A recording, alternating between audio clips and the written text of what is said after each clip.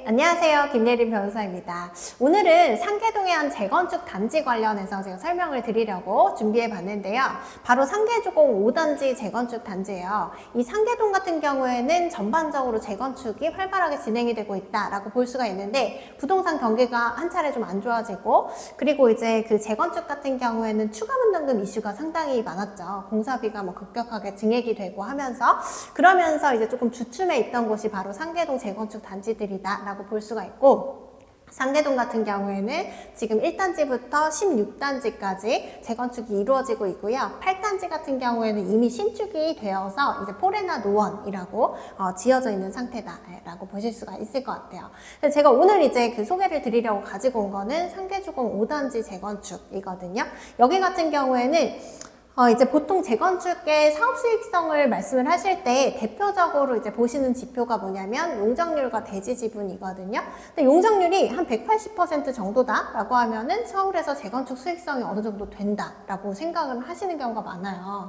그리고 한 200% 정도 되면은 이제 그때는 이제 재건축 수익성이 좀 안 나오기 때문에 뭐 리모델링으로 바꿔서 진행을 한다거나 뭐 그런 형태로 이제 진행이 된다라고 보시면 되는데, 우리가 많이 들어본 대표적으로 음마아파트 재건축 이런 데는 용적률이 204%예요. 네, 그럼에도 이제 재건축으로 가시는 거죠.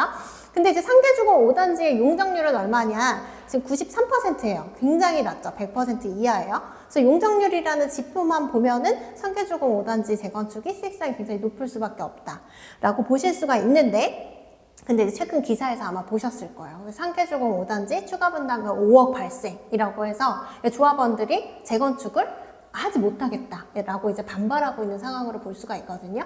그리고 이제 GS가 원래 시공사로 선정이 됐었는데, 시공사 선정 자체도 이제 취소를 하고, 그리고 이제 이런 추가 분담금을 좀 확정하는 절차가 있어요. 관리처분 총회라고. 뭐 이런 것들도 이제 부결이 돼서 사업이 계속 이제 답보 상태에 놓여 있는 상태가 됐다라고 보실 수가 있는데, 이 왜 그렇게 됐냐? 상계주공 5단지 평형 구성을 보시면 돼요. 평형 구성을 보시면은 여기 31제곱미터 단일 평형으로 840세대가 다 일률적으로 구성이 되어 있어요.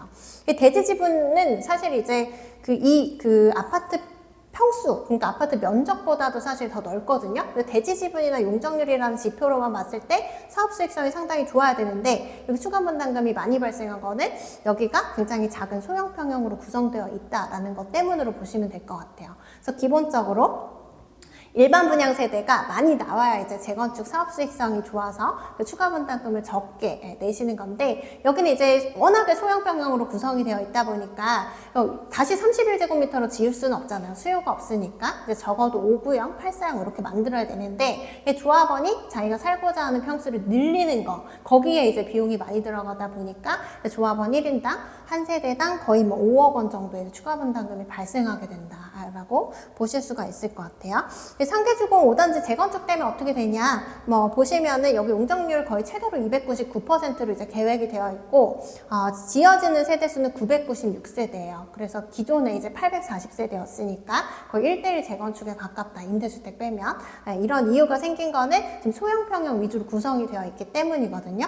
물론 이제 소형 평형, 그러니까 평형이 단일로 되어 있다는 거는 장점이 될 수 있어요. 이해관계 같은 것들이 조율이 잘 될 수가 있기 때문에. 근데 이제 상계주공 5단지 사례에서 보시면은 소형 평형으로 많은 비중을 차지하고 있다, 소형 평형들이 구성이 돼 있다라고 하면은 재건축 수익성이 상당히 떨어져서 추가 분담금이 많이 발생할 수 있기 때문에, 단순히 용적률과 대지 지분 같은 것들만 보고 판단하실 게 아니라 이제 소형 평형, 이런 평형 구성 비율 이런 것들도 좀 보셔야 이제 재건축 수익성을 정확하게 판단을 하실 수가 있다라고 말씀을 드리고 싶고요. 여기 같은 경우에 그러면은 주변 시세랑 좀 비교를 해보셔야겠죠. 지금 만약에 내가 보유를 하거나 거래를 이제 매수를 계획하고 있다라고 했을 때는, 이 상계주공 5단지는 최근에 이제 7월 실거래가 보면은 5억 1천까지 거래가 됐어요. 그리고 2021년도에 기준으로 봤을 때 최고 이제 거래가 됐던 건 8억까지 거래가 됐던 단지다라고 볼 수가 있는데, 추가 분담금 5억 나온다고 하니까 이제 4억 원대로 매매가가 뚝 떨어지기도 했었거든요. 근데 여기 같은 경우에 그럼 주변에 이제 비교해 볼 수 있는 게, 아까 8단지 포레나 노원 같은 경우에는 이제 전용 8사형으로 봤을 때 한 11억 원대 보시면 되거든요. 그럼 지금 매수를 하신다라고 하면은 5억에다가 추가 분담금 5억 더 생각을 하셔야 되기 때문에 뭐 투자 가치가 그렇게 있다라고 보기는 좀 어려울 것 같아요. 다만 이제 개발 호재 같은 것들이 있죠. 이 상계 5단지 같은 경우에는 노원역 역세권이기도 하고 한정거장 가면은 창동역에 또 GTX가 뚫리기 때문에 그 개발 그 교통이 획기적으로 좀 개선이 된다라고 보실 수가 있고 학군이 좋죠. 이제 그 학교 접근성이 좋고 또 학원가 같은 것들이 또 인접해 있다라고 볼 수가 있고 그리고 최근에 이제 서울시 정책이 나왔어요. 그래서 강북 대개조 정책이라고 해서 간단하게 말씀을 드리면은 용적률 인센티브를 주는 정책이다라고 볼 수가 있는데 이런 상계동 같은 사업 수익성이 잘 안 나오는 곳 위주로 이제 그 뭐 용적률 인센티브 같은 것들을 부여하는 것으로 계획이 돼 있기 때문에 이런 호재들을 좀 고려를 했을 때는 상승 여력은 분명히 있지만 현재 이제 신축과 비교했을 때 주변에 그렇게 이제 투자 가치가 있다라고 보기는 좀 어려운 단지로 보실 수가 있을 것 같습니다.